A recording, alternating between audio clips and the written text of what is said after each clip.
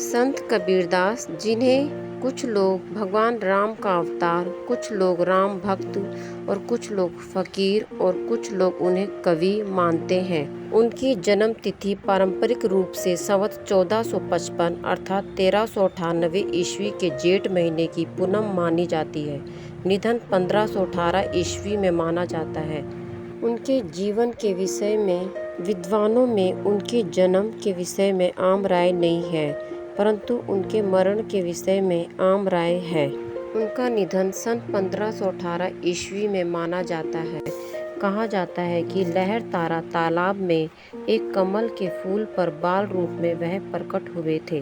दूसरी किंवदंती है कि वह एक विधवा ब्राह्मणी के पुत्र थे और जुलाहा दंपति नीरू और नीमा ने उनका पालन पोषण किया था। संत कबीर के अपने वचनों से भी संकेत मिलता है कि उनका जीवन परिचय रचने वाले अनंत दास और अन्य स्रोत भी यह बताते हैं कि कबीर ने तांत्रिक, नाथपंथी और सूफी साधनाओं से गुजरकर उदार वैष्णव साधक स्वामी रामानंद को गुरु बनाने का फैसला किया, लेकिन वे रामानंद के भी संवादी शिष्य ही बने, अंध भक्त नहीं। इन सभी साधनाओं से कबीर ने सीखा जरूर, लेकिन रास्ता अपना ही चुना। कबीर जी कहते थे, अनुभव ही आपका गुरु है। कुछ लोग कबीर जी को निर्गुरा कहते हैं, अर्थात उन्होंने किसी को गुरु स्वीकार ही नहीं किया। संत कबीर काशी के जुलाहे थे। अपनी जाति के बारे में जैसी समझ समाज में प्रचलित थी उससे वाकिफ थे। चुनौती के स्वर में कहते थे, जाति जुलाहा मति का धीर, हर की गुण रमे कबीर। कबीर का समय केवल अंधकार से भरा समय नहीं था, जैसा बहुत से लोगों को लगता है। जात पात थी तो उसका विरोध और समाज में उस विरोध की लोकप्रियता का आधार भी था। विचार के कठोर आलोचक कबीर को उनके गुरु भाई गागरोन के राजा पीपा कलयुग में भक्ति की रक्षा करने का श्रेय देते हैं।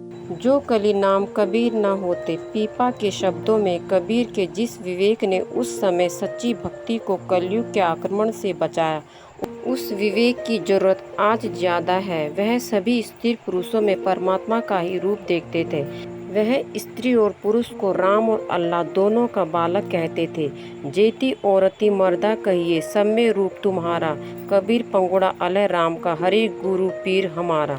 गलत होते देख चुप्पी साधने की बजाय विवेक की बाणी बोलते थे। उनकी कीमत भी उन्हें चुकानी ही पड़ी। वह ऊंच नीच, जात पात का कड़ा विरोध करते थे। वह तीखे शब्दों का इस्तेमाल करते थे। मनुष्य और इसके परिवेश को बेहतर बनाना ही उनका लक्ष्य था। खोखली भावनाओं और दिखावे से ज़्यादा सच्चे विवेक को महत्व देते थे। उन्होंने दुनिया से दूर रहकर कोई तपस्या नहीं की। उनके जीवन में एनलाइटेनमेंट का कोई एक पल नहीं है, बल्कि जीवन का हर पल एनलाइटेनमेंट का ही है। उनका जीवन याद दिलाता है कि आत्मबोध ऐसी चीज नहीं जिसे किसी खास पल में हासिल करके हम निश्चिंत होकर बैठ जाएं। यह तो निरंतर चलने वाली प्रक्रिया है। हमें हर पल पिछले पल से बेहतर होना है। असली साधना यही है जो 24 घंटे चलनी चाहिए। आपका एक एक काम साधना बन जाए तो अलग से सेवा पूजा करने की जरूरत नहीं रह जाती। जैसे साधो सहज समाधि भली, जहाँ जहाँ डोलो सोई परिक्रमा, जो कुछ करूं सो सेवा। उनके 4 बीज शब्द हैं, प्रेम, विवेक, अनुभव और राम। राम कबीर के लिए दशरथ के पुत्र अवतारी राम तक सीमित शब्द न होकर संसार के कण कण में बसे परम सत्ता और मनुष्य के अपने सार की सूचना देने वाला शब्द है। उनका प्रेम कोरी भावुकता नहीं, बल्कि ऐसी गहरी भावना और साधना है जो उनके भीतर बाहर को प्रकाशित कर देता है। उनकी रचनाओं में धर्म शब्द के दर्शन मुश्किल से ही होते हैं, जबकि भक्ति शब्द की भरमार है। भक्ति का आशय कबीर के लिए अंधभक्त होना, अपने विवेक की तिलांजलि दे देना नहीं है। भक्ति उनके लिए बाहरी रीति रिवाज या रस्म नहीं, बल्कि मन को निर्मल करने की विधि है। उन्हें विश्वास है कि मन निर्मल हो तो भगवान ही मेरे पीछे पीछे आएंगे। कबीर मन निर्मल भया जैसे गंगा नीर, पाछी लागा हरी फिरे कहत कबीर कबीर। मगहर एक ऐसा स्थान जहाँ लोग जाने से डरते थे और बोलते थे कि यहाँ मरने से मुक्ति नहीं मिलती। लेकिन अपने अंतिम समय में वह उसी स्थान पर चले गए। वह कहते थे यदि क्रियाकलाप अच्छे हों तो कहीं भी मरे उससे फर्क नहीं पड़ता। किंवदंती है कि उनके अंतिम समय में उनके हिंदू मुसलमान शिष्य आपस में लड़ने लगे कि उनका अंतिम संस्कार किस विधि से हो। उसका हल भी उन्होंने स्वयं निकाला। उन्होंने फूल मंगवाए और कोठरी में उनके ऊपर जा लेटे।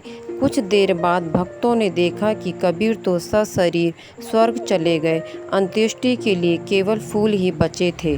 संत कबीर जी ने सच्चे अर्थों में धर्मनिरपेक्ष शासन की व्यवस्था दी। कबीर जी के मन में कभी कभी सवाल आता था कि कोई उन्हें याद भी करेगा या नहीं। लोग उनकी बात सुनते तो हैं, समझते हैं या नहीं। सवाल के साथ जवाब भी कबीर के भीतर से ही आता था। मैं रोऊं इस जगत को, मोको रोवे ना कोई, मोको रोवे सो जना जो शब्द विवेकी होए। प्रेम पर संत कबीर का प्रसिद्ध दोहा, पोथी पढ़ पढ़ जग मुआ, पंडित भया न कोय, ढाई आखर प्रेम का, पढ़े सो पंडित होए। संत कबीर दास जी को हमारा कोटि कोटि नमन।